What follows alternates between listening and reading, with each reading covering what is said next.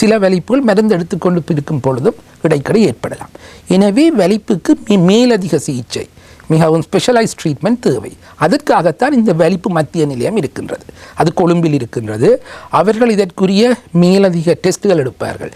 விசேடமான இஇஜி, உங்களை அறையில் வைத்து படுக்க வைத்து வலிப்பு உருவாகும் பொழுதே மூளையின் இயக்கத்தை பார்க்கும் ஒரு வீடியோ இஜி என்று ஒன்றை எடுப்பார்கள். இந்த சிகிச்சை முறை அனைத்தும் மக்களுக்கு இலவசமாக வழங்கப்படும். இலவசமாக எம்ஆர்ஐ ஸ்கேன் மட்டுமல்ல, வேறு சில ஸ்கேனுகள், ஸ்பெக்ட் என்று சொல்லும் சில ஸ்கேன்கள் எடுப்பார்கள்.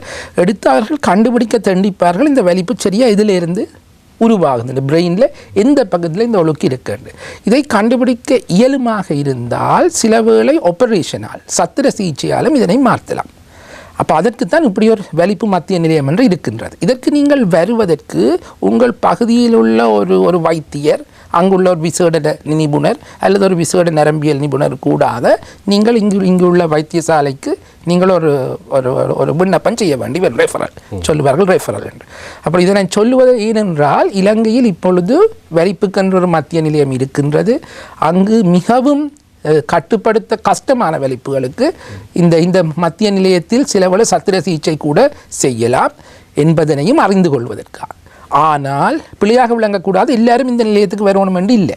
ஐயா சொன்ன மாதிரி 60% வலிப்புகள் ஒழுங்காக மருந்துகளை உட்கொள்வதன் மூலமே உங்கள் ஊரிலிருந்தே நீங்கள் கட்டுப்படுத்தலாம்.